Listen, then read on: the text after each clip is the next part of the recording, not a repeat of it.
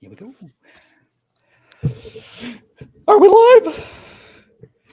I see it. I see the beautiful overlay. I see everyone's beautiful faces, almost everyone's beautiful faces. Hello, everyone, and welcome to the first ever episode of Geneset Rising, a brand new campaign set in our very own Hexworld. It's good to be here. It's good to be here. I'm your DM, Pep, your host, and I'm joined with my lovely players, Brent, Bernier, Robert, and Larissa. Two veterans and two guests, familiar guests who are here for the Eyes End, my other campaign that we played not too long ago. Or maybe it was a long time ago. I don't remember. Half a year ago? How long has it been? Feels like it's been forever. Yeah. It's far too long. Yeah. Long enough. A new adventure awaits. Half a year. Time goes fast. Time goes fast. We'll have to look into that. How's everyone doing? I'm really nervous. I don't know if you can tell. Fucking hype. Yeah. I'm sweating. I'm nervous but excited. It's been a while since I played, so this is nice. Hmm. I'm like empty brain right now. Empty, but beautiful. full of your character. Yeah. Blank canvas, baby. Do you have a new desk to whittle on if you need to write? No, but I did a quick sanding, so I'm Okay. I'm good to go.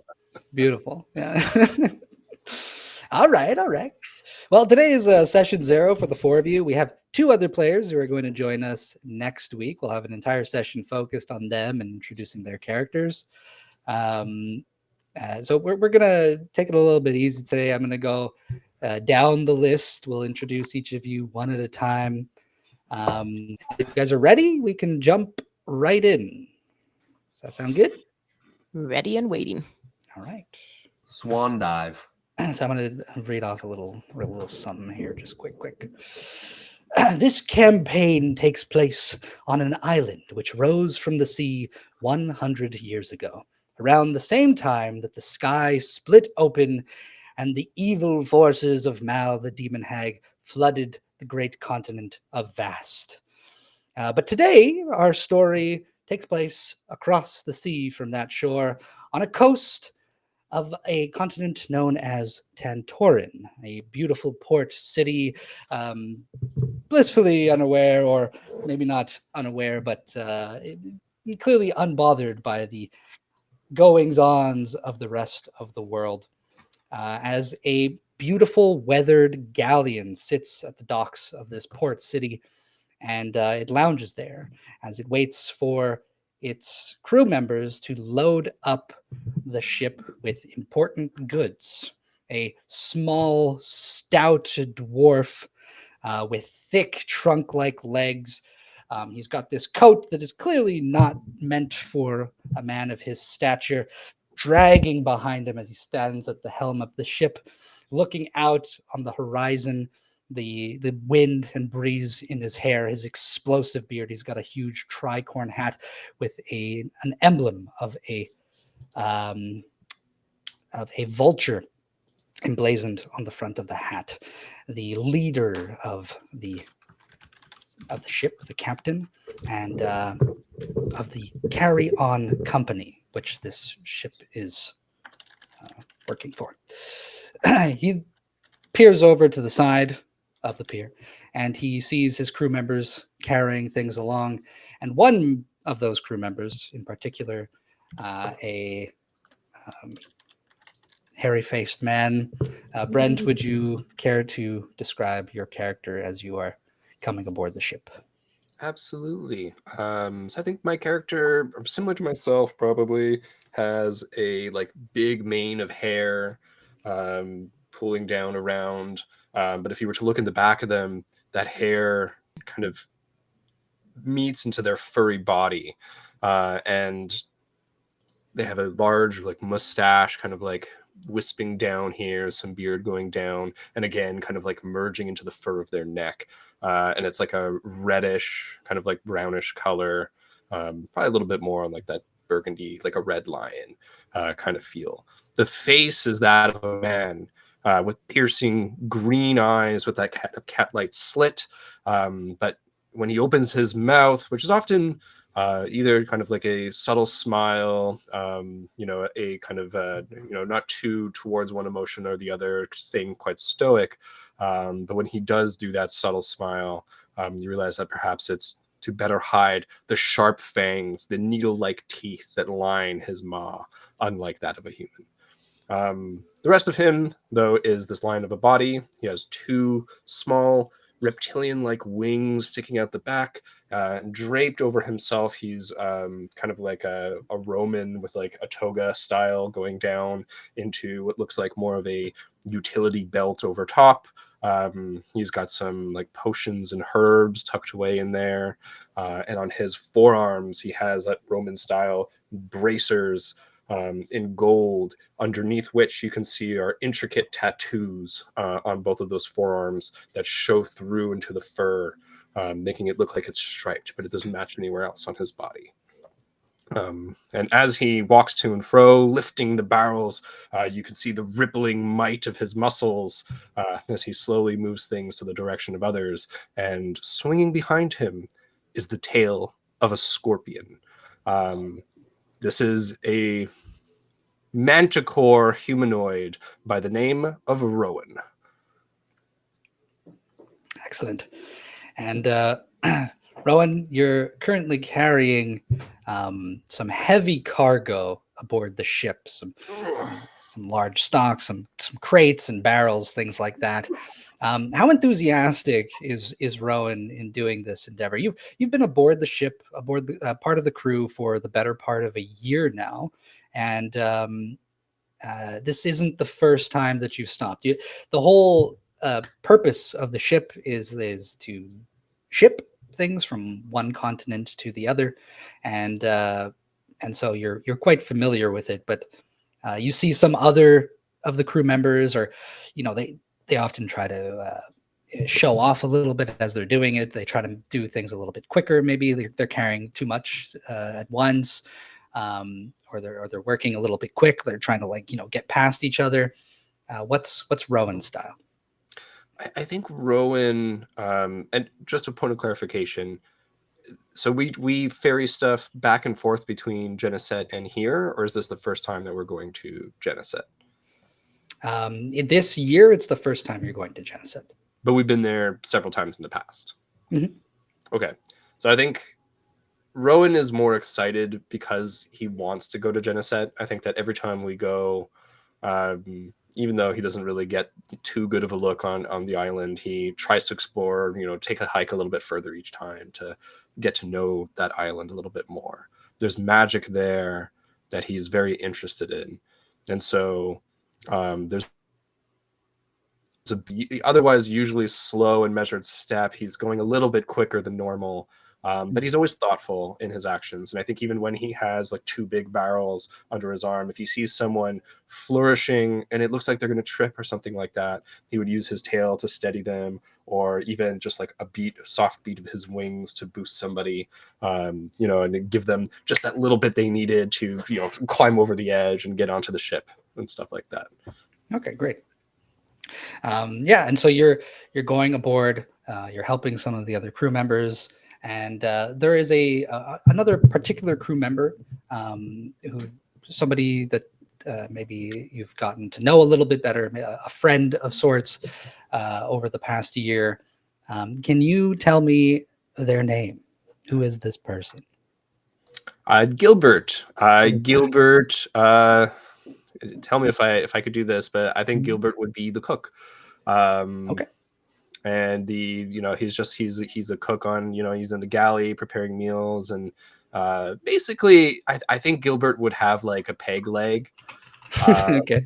And so it's like something of a thing where it's like probably the first time Rowan saw him, he just helped him with something really quickly, and then Gilbert was like, well, actually, can you also get that? And then he just went on a lead and kind of made Rowan do a bunch of stuff. But Rowan was just so happy and just enthusiastic about it that they started their friendship. And so now often Rowan will be delivering, the barrel of salt or whatever it is that has to get over to the kitchen. And he'll even, take up a huge tray of if there's have to be meals that are passed out and give that around. Awesome. And Gilbert, what kind of mutations does he have? Ooh, Gilbert, I think. Hold on, I'm just going to open up. We have a beautiful list of mutations right here. Yeah, Gilbert, I think, would be a great orc, but he's a half orc, so he looks a little bit grizzly, a little bit gnarly. Okay. Yeah, so Gilbert, even as the cook, he still has to help out with everything else that goes on the ship, pretty much. The captain is very explicit about this. His name is Baltimore Clipper. That everybody aboard his ship, even people he is transporting, are part of the crew while they are aboard the ship. And so even the cooks, have to participate in the work. They've got to scrub the poop deck. And so you see Gilbert, he sort of comes up behind you. He's got a few sacks of provisions and stuff, and he's kind of like hobbling relatively quick on his peg leg. And you actually see the bottom. You know this, that the bottom of his peg leg has kind of this like little. It's almost like a bird's foot. And it'll stabilize, and it kind of like walks sometimes if he's imbalanced, and it sort of keeps him upright. So even if he steps wrong, or he stays upright.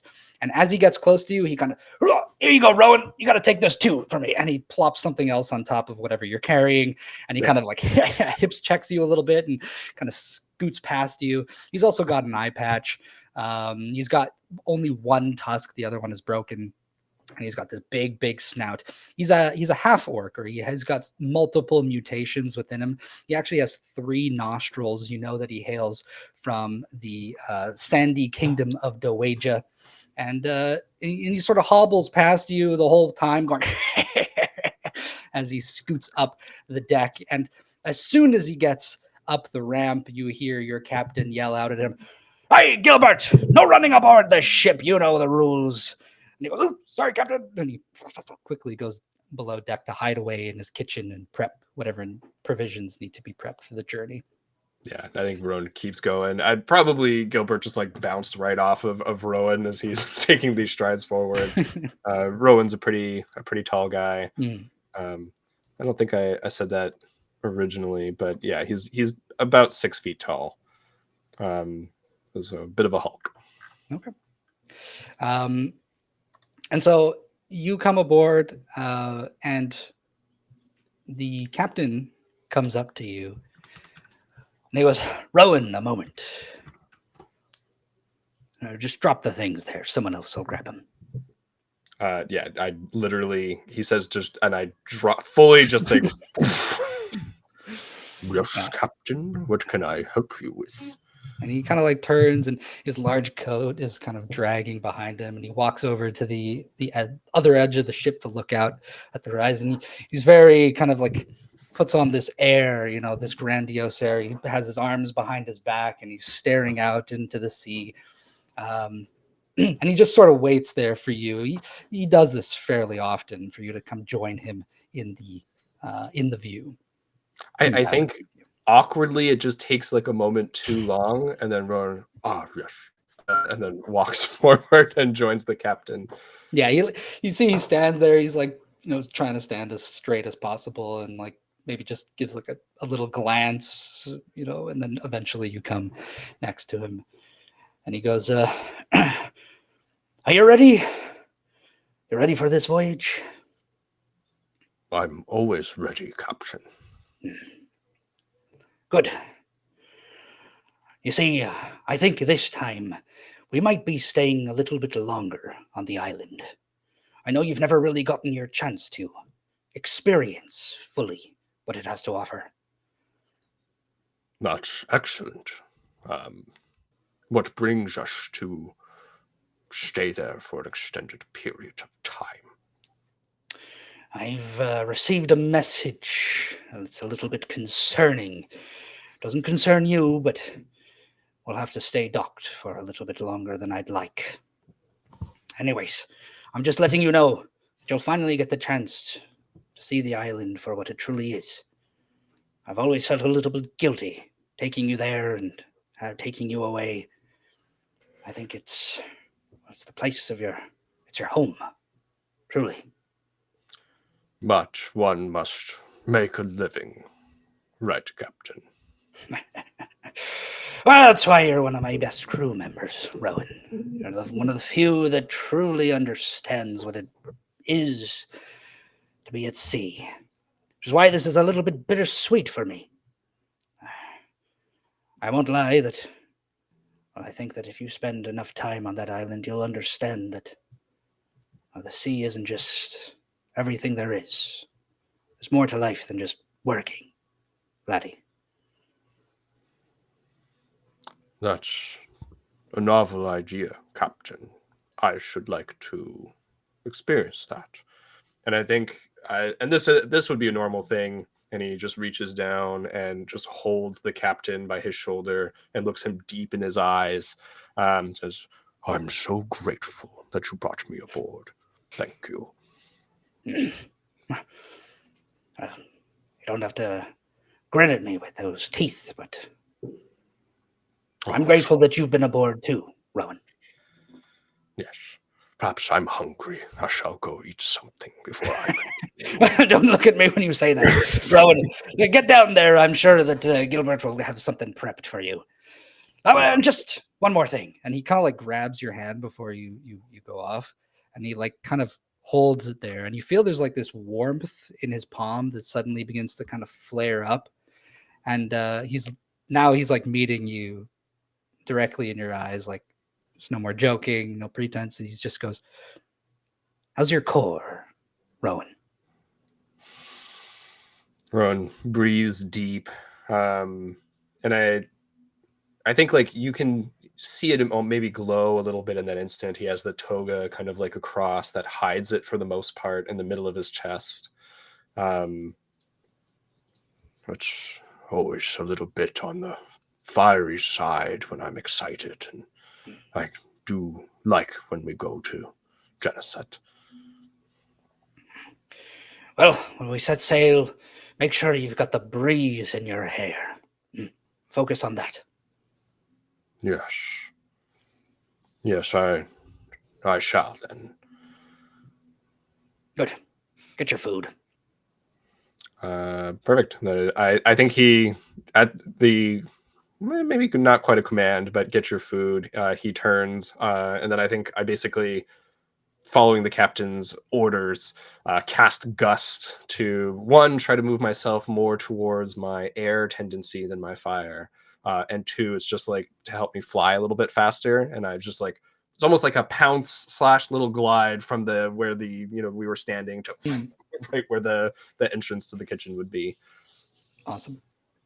So you take off below deck, and the captain will quickly just grab the things that you dropped and set them aside, and he walks over to the back of the ship, and he looks off the side of it down at a little sloop, kind of makeshift ship that has been strung up and hoisted up on the back of the boat.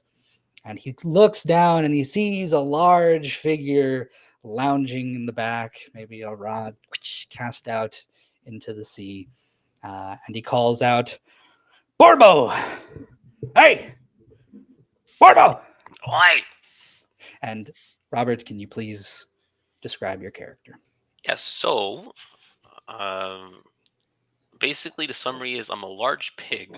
I would say I would say a mix between a boar and pig. I have two tusks coming out. Both of them are snapped off actually, so they're kind of like about here.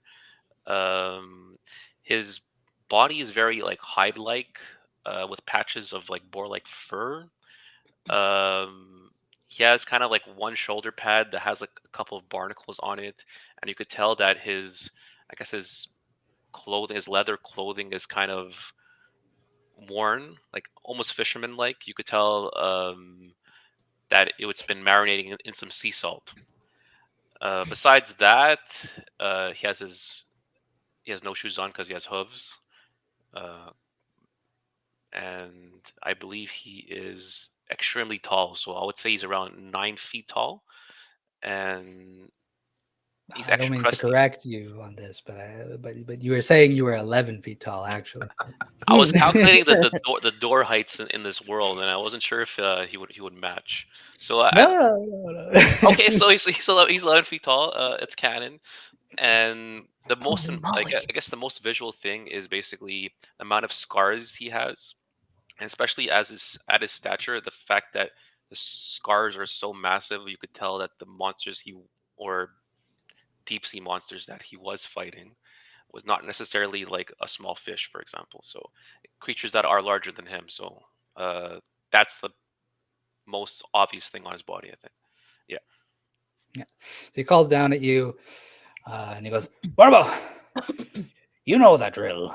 And you've been on board the ship for maybe how long have you been on board the ship? Have you been on board for the better part of a year, same as Rowan, or a shorter amount of time? I What would would you say a short amount of time because the island where he originates from is not too far from like the main island. So he was probably picked up along the way. I think maybe he might be like a reoccurring like recruit. Like it's not his first rodeo kind of thing. Yeah, you're a bit of a nomadic person. You kind of sail about on your ship and do your own fishing for truffle fish, and you typically tend to yourself. But on big voyages like this, Captain Baltimore Clipper likes your expertise when it comes to catching said truffle fish, and he looks down at you and goes, Gilbert is on board, and he'll need some fine specimens to get him.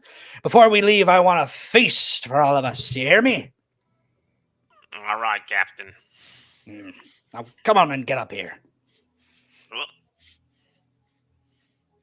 And so you're kind of like halfway up the back of the galleon on your little ship, and there's like a pulley system that you can kind of manually pull up and down as you will.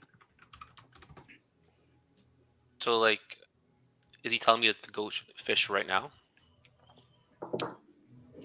He's telling you to fish, but he also told you to come up on the deck. So Okay, so yeah, I'll go. I'll make my way to the deck for sure. all right. You climb up on board, and he's standing there. He was kind of looking over, and then he quickly went, and you see him staring out over the ocean with his arms behind his back. What's the problem, Captain? We're gonna need lots more fish. You ever been to Geneset, lad? Only once. Beautiful place. Also dangerous place. Some of the worst fish you'll ever find are in those waters. You hear me? I've seen pretty bad fish. Looks you up and down at all your scars and goes, I don't doubt it. Well, good. Prepare yourself. Because when we're there, we're going to need a lot of fish. There's a market in town, and since we're staying a little bit longer than usual, with your expertise, we might make a little bit extra cash with what you're able to catch and sell. I'll keep that in mind, all right? Sounds good, Captain. All right. I'll get to it. So I think Barbo would take out he has this kind of shell, and he's gonna get closer towards the corner of the boat, and then he's gonna kind of play his little shell, to try to have. Yeah, so what you guys could tell is that he's playing the shell, and I guess it has a resonating sound. It's like a little conch. Yeah, exactly. Yeah. Okay. So as you blow out towards the sea, let's get our first roll in for today. Can you give me a little bit of a performance? Performance. Yeah. Let's see what happens. 8. All right. You kind of blow into it, and the sound is a little more dissonant than usual. You're trying to hit a certain note, something that kind of calls to you from your past, a note that you've heard, before that makes you think of the sea and the breeze and the ocean. But it kind of gets choppy in there a little bit, and you're kind of like spitting into it a little bit, and then You go, and there's a little little hermit crab goes flying out of it. God damn it, Henry, again. Kind of like bounces on the deck of the ship. And it kind of just starts walking around. So unfortunately, since it doesn't work, I think he'll pull out the classic fisher rod, and he'll kind of just lodge it. Is the boat moving though? Nope, it's at the dock. Okay, so yeah, he'll definitely do some casual fishing because his little flute didn't work. All right. Sure. Yeah, you cast out your line. No roll needed. You'll sit there and wait for a catch. In the meantime, the captain walks away, lets you do your thing as he goes back over to the ramp leading down to the docks. Before I continue, I'm getting a little message in my ear here. Yes, and there's something I need to remind everybody, especially for Robert and Larissa. When we play on stream, we have a nifty little thing called Banes and Boons. Our viewers can gift to the players, and the DM too. You can gift to the DM too, and you essentially get advantage on your next roll when you have a Bane or a Boon. So just keep that in mind, and keep an eye on the chat if you can. I don't always have it open, so if somebody can call out to me whenever somebody gets a Boon or a Bane, that would be very handy. Thank you very much. Captain Baltimore Clipper, he walks over to the ramp and he's looking down as the last few of the crew members come aboard with the last bit of stock. But it's not just cargo and goods that are being brought aboard. There's actually a few there's a few people waiting to board the ship as well. And he looks at the group of them standing there, a small little crowd. Some of them have, people waiting with them, some friends and family. And he takes a step with his hands behind his back, his coat trailing behind him, looking at everyone. And he goes, "Which of you have a pass to board my ship?" And he looks at the crowd, and one little individual stands out amongst them. "Larissa, could you please describe your character?" Howdy, folks. I'd like to make a disclaimer that I will be botching a southern accent. If do not come for me, I will cry. No. My name's Ika Mouse. I'm a mouse folk. A little tall, I might add, for mouse folk, but being mouse folk, we're still only about 2 feet, 2.5 feet tall. But with that comes advantage of being quick on my feet. She's a farmer born and raised on her family's farm, the mouse farm. And being a farmer, she grew up quite with rough terrain and with lots of rowdy animals, of course. So she's small but mighty. She has brown fur that's a bit matted due to working on the farm. She of course, wants to make sure she's clean, but she's not too fixing on her looks. She dons a classic cowboy hat, of course. Can't be a cowgirl without a little cowgirl hat. And her attire is mostly made homemade on the ranch from the leathers of cows and cotton and such like that. All handmade. She has a fringed vest. She's got some nice loose trousers to make it easy to move around. And of course, she carries her signature lasso on the side of her belts. And she also has a unique little pocket watch with a little special crystal inside. Yeah. And no boots because that would hinder her ability to climb around. So, Awesome. Also no boots, just like Borbo. I was about to say Glorbo. Borbo. Amazing. Okay. Yeah. And so the captain looks about and spots you, and he goes, "You, give me your pass." And he takes the last few steps down the ramp and comes up to you and holds his hand out. And you do have a pass to board the ship. Yes. And I gladly show it to him. Mika Mouse. Welcome aboard, lassie. And he stops for a moment as your eyes meet. And he's got these gray eyes. They're kind of like very, very pale blue gray eyes. And he's staring deep into yours. And he stops for a moment and then suddenly hits you on the side of the shoulder. And he goes, "You'll fit right in. Come aboard." And he gives you back your pass. She kind of glances around at like a bunch of tall people around her and just silently nods and thank you, Captain. Appreciate the welcoming. We'll have a chat once you get yourself settled in. And he calls out to another one of his crew members.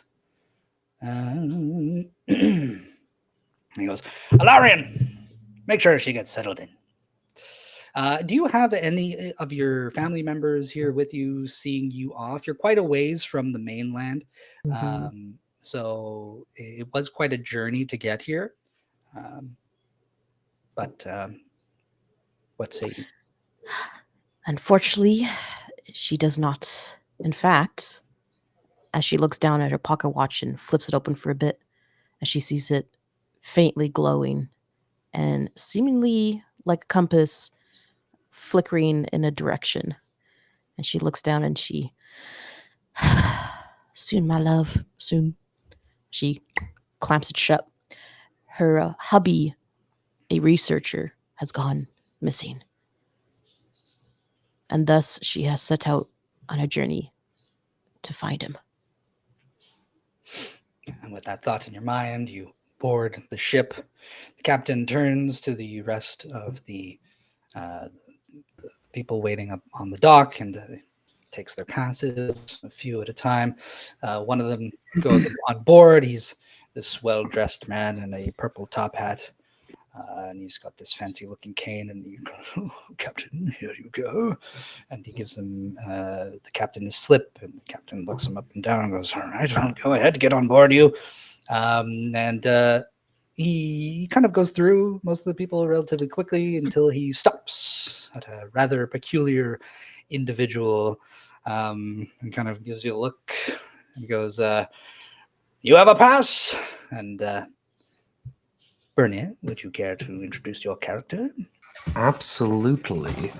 Oh, Captain, my Captain. Oh. Here's my pass. Sauntering up in a kind of slimy way is the general form of a humanoid made entirely of a cyan semi-transparent goo. Wearing nothing but a bandolier kind of like half melded into his flesh and a pair of like kind of like shorts that taper off at the end. As he walks, he kind of like stretches and kind of like slumps. He's got a boomerang on his left hip. On his back, he's got this strange kind of crystal rod.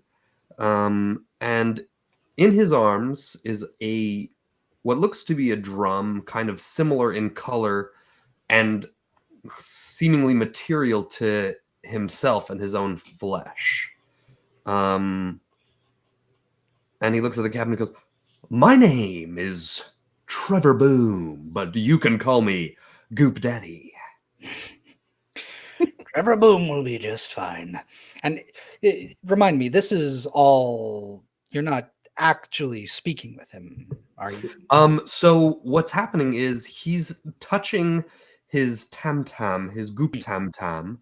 And as this is happening, it's kind of resonating, but instead of musical notes or basically words are coming out from his drum. Okay, sweet. Yeah, so he's sort of he's a little bit cautious at the whole interaction, but he's kind of looking at you and he goes, all right, let me see your pass. And as he's waiting, he kind of squints a little bit and he goes, You're a Rumirian, right? Oh, you're certainly well informed and well traveled, sir. Yes. Never met one of your kind before, but I have heard. It's hard to not to mistake you the way you are. No offense. None taken. I'm far from home, but eager to travel. Yes. And he'll take your pass and he looks at it and he kind of stops for a moment and he notices there's something different about the pass compared to the other guests aboard his ship. And he stops for a moment and goes, Problem? Not at all. You got this from the High Wind Corps. Yes, sir. Well, then you're an esteemed guest aboard my ship. I don't do this often. Most members, they're part of the crew when they board. For you, you can enjoy the sea and the sights and make yourself comfortable. Don't worry, I'll fill my time filling the sails with wonderful music and keeping everybody's spirits high for the rest of the voyage. Perfect. You'll fit right in with Borbo then. Head on board and someone will show you to your quarters. Thank you, Captain. And he watches you go off and you squash and stretch as you walk. And then he takes the captain, finishes up with the rest of the people boarding the ship. There's a couple of characters that end up boarding. There's a purple-skinned man with kind of bluish veins who boards, and he's wearing sort of these beige robes. They're quite large on him. The sleeves kind of pass way below his hands. He's got like a big white hood, and he's carrying quite a bit on him. He's got this large bag, and he's also got a few tomes on him as he walks aboard. There's also a group of people who are coming together. They seem to be a group. One of them is sort of this like bald man. He looks relatively human, doesn't have very many outwardly mutations, but he's got sort of these huge bags under his eyes. He's got a shaved head, and now I'm realizing I'm kind of describing myself. But he kind of comes on board. He's a little bit slumped over. He doesn't have very much on him. He's got like maybe a little bit of a satchel. And when he boards, he doesn't really talk to anybody. He sort of keeps to himself, even though he's part of a group. The other two members of the group are it's a green-skinned man. He's an orc of sorts with tiny little tusks. He's got a bit of like a straw hat on. He's got this big kind of hiker's bag with him, and maybe brought a little bit too much on compared to everyone else. And he's trying to like lug it on board. And then there's a woman with large, thick braids in her hair, orange braids. She's clearly some sort of dwarf who is kind of walking on board. And these seem to be the guests. The rest of the people on board the ship are all crew members, and we might get some chances to get to know them at a later time. As everyone gets aboard the ship, there's quite a bit of commotion going on. The guests get brought down to their quarters.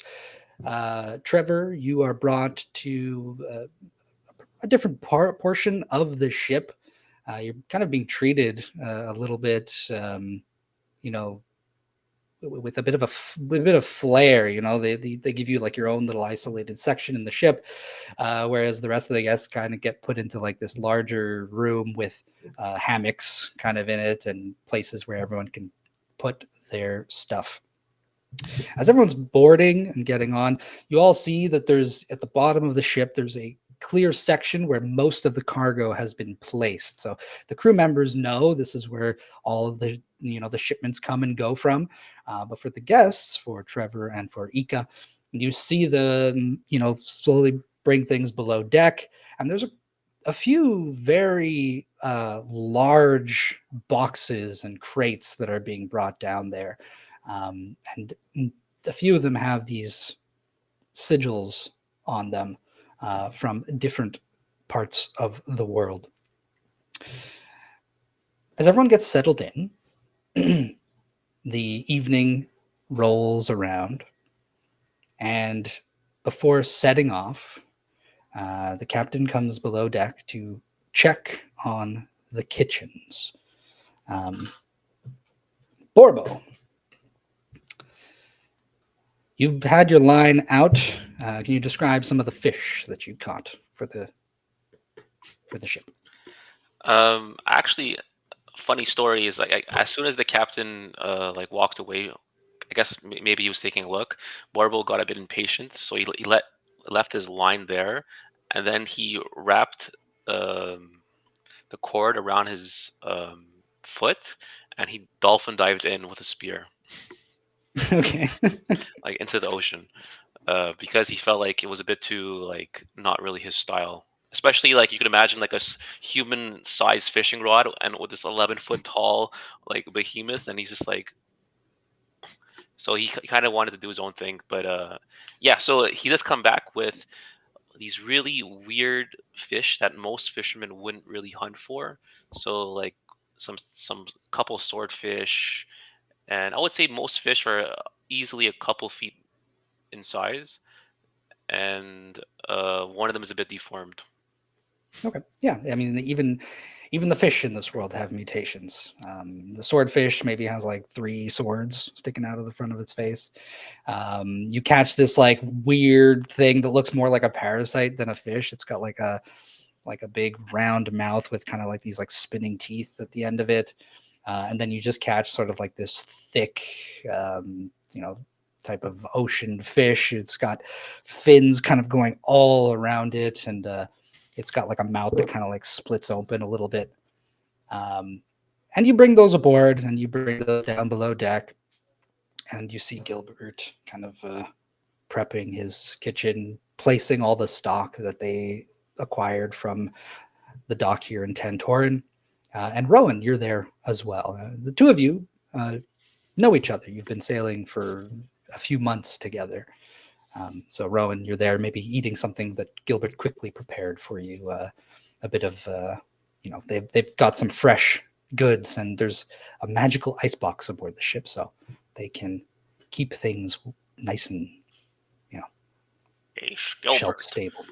Hey, Gilbert. And as he walks down to the stairs, he snaps off like the sword, the sword fin, the 3 sword fins from the actual fish with his bare hands.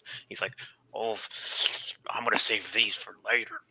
And then he throws like the carcasses of like the 3 swordfish near Gilbert, and he starts to butcher them basically to help him out. Just like very like basic butchery, like cutting off like the fillet and stuff, and then handing it to Gilbert, like he's done it before, kind of thing. Yeah, you just sort of like come in here, get up all in his grills, and he kind of goes, hey, and he kind of kicks you with his peg leg, and he goes, no, you get to the other side over there. What are you doing? I'm prepping here. Before Warbo moves, after like the head is removed, he takes his big snout and sticks it in there, and he's like, and he's stimulated. But, yeah, and he kind of like grabs the fish away from you and like slides it over, and in one quick slash, he chops the head off of this swordfish and tosses it to the side. There's a big barrel where he just like tosses the head into, and he goes, "We've got guests. What are you doing? You can't just be snotting all over it." He looks over at Euro and goes, "You want the head?" Don't mind if I do. Just... I look up at Borbo. This is a fairly big ship, right? So Borbo is like just a little hunched, maybe in here. Yeah, I mean, you've got to be a little bit, but it's a very big ship. Yeah, but I think like Rowan, I was wrong before. He's 6'11", so he's pretty tall, but he's sitting on like a small stool for him, and he looks up at Borbo, who's so massive. I don't often get to be near such a large creature. Thank you, Borbo. My experiences have grown. You're safe with me. And I pat him on the head like as if he was like a little kid almost. I feel so small, so strange. And I caressed his fur, like almost like motherly, like. Would you share a meal? And I like have like a piece of bread in front of me, and I'll literally like just break the bread in two and like hand you some. He just sucks it, like not even one chew, just like absorbs it.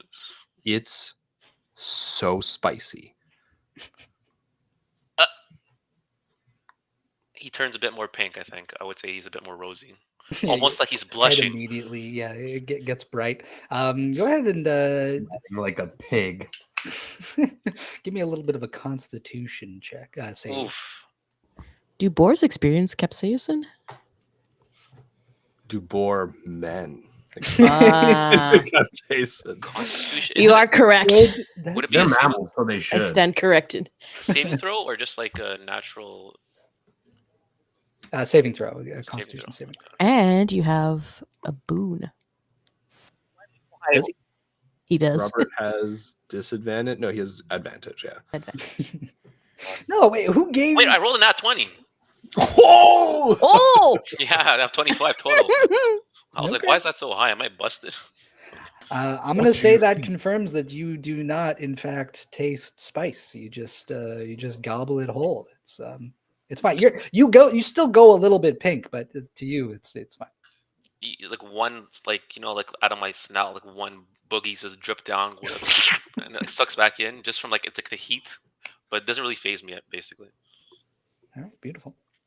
Okay, incredible. I think you look back down at Rowan though, and Rowan is like, there's a little bit of like snot coming into his mustache. His eyes are super watery. He's like, I tried something new. I think I like it. And just like keeps eating. Gilbert, did you spice this up, or what's the new spice? We got a couple of good things from the city. Some quality goods that we can't really get elsewhere. So enjoy while it's here. Borbo looks at the slime.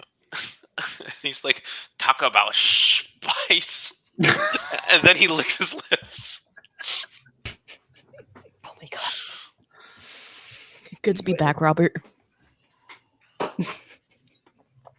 So all of you are enjoying the spicy food. Even Gilbert kind of like goes and grabs a bite. I mean, at the end of the day, they're effectively they're sailors and practically pirates. So he's not really being too sanitary, despite what he was saying to Borbo. And he's just grabbing things with his hands and eating and kind of chopping away as he goes.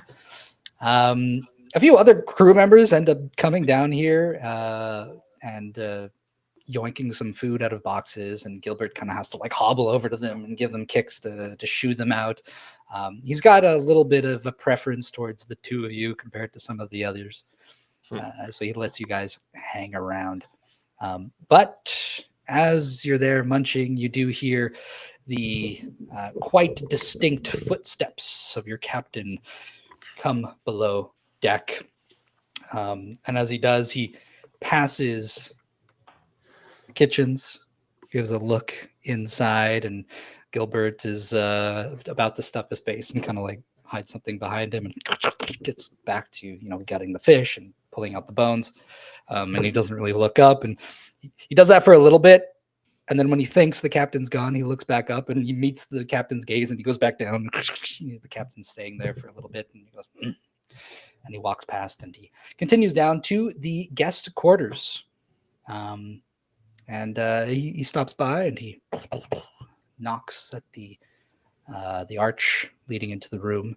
As Ika, you are in there with the rest of the guests as you are all settling in. And he goes, "How's everything in here? You're all doing all right?" Fine and dandy, Captain. Mm. And comfy hammocks, too. Feels right at home. Good, excellent. Yes. Make yourself comfortable. If there's anything you need, I am here to make the journey as smooth as possible. I have a few things I'd like to tell all of you, so when you're done here, please join me up on deck. And he kind of looks at you again, Ika, and he kind of squints a little bit and goes, "I'd like to speak with you as well, actually. So after my whole spiel, I've got some words." And he Yeah. Yes, sir. steps off. And he walks to the unique little room at the back of the ship, and Goop Daddy himself, as you're there, you don't seem too cumbered by the things that you're bringing with you. So No, I've got like basically bare bones, nothing. Just the 3 items, my pants and whatever I put in my pouches on my bandolier. So he comes and he looks into the room and knocks a little bit, and I'm goes, just I think there's like a porthole or something. Oh yeah. I'd just be like gazing outside and be like, "I'm sailing away, set an open course for a virgin sea." And you hear the little knock on the door. Captain, my captain. Trevor, the accommodations, do they suit you? And he's looking at the bed, which has like a pretty rudimentary mattress and some sheets and stuff. And Too fine for the likes of me, of course. good. Say, tell me. And he pulls out that slip that you gave him, and he asks you, "You happen to know who gave you this?" Well, of course I do. But, if you don't mind me saying, perhaps we should keep my involvement with the High Wind Corps a little on the hush-hush. And he takes a step in and closes the door with his foot behind him. He goes, "You've not got nothing to worry about, lad. I work for the High Wind Corps as well." Excellent. Well, if that's the case, then I'll have you know that it was given to me by... Did we already decide Now on you can come up with the guy's name. somebody? Okay. Because I did have an idea. This was given to me back on Vast in a place called the West Hook. Ever heard of it? Been there a few times. I forgot who I was dealing with. Well, the man who gave me this, his name is Tantor'In. Perhaps you've heard of him. The name rings a bell. Haven't had the pleasure of meeting him, unfortunately. Well, he's quite well known in Vast. One of the hottest performers around. And he's been working with the High Wind Corps for quite some time. Well, if you got a slip from him, you must have quite the reason for coming over to Geneset. Oh, no. He believes in my work, of course. The work of finding stories and writing wonderful music for all the people of the Hexworld. Excellent. Well, then, you can start playing some music tonight for all of us. It would be my honor. Well, then, I'll wish you luck on your journey. I actually happen to be staying a little bit on the island when we arrive. Perhaps we'll get a chance to know each other a little bit better. Well, I should hope so. And we're on Vardnal right now, yes? Yeah. It's, you know, I've been on Vardnal for quite some time. I've seen what I've come for, and this new land of Geneset, well, she calls to me. You don't say.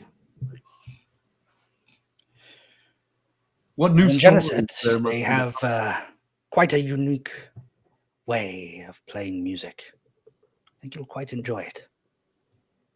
Ooh, I've not heard of these new mysteries.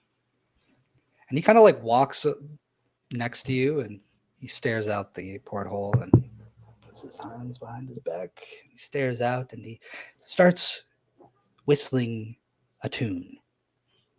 Tell me, do you speak primordial? I do not. He starts whistling, and it's this like strange kind of sound that you start to hear. It's like layers of these different pitches of tunes that are coming out of his mouth, and you're not so much as hearing them, you're kind of feeling them. And I think even like your gooey form kind of like Vibrates. starts to like ripple a little The bit. frequency Yeah. just resonates within my goop. And he Oh. stands there for a little while, blowing this tune. And can you give me a wisdom saving throw? I absolutely would love to give you a wisdom saving throw. I need a d20. Which is the goopiest of my d20s? Probably this one right here. That's a 14 on the die plus goose egg. Okay. Goose egg.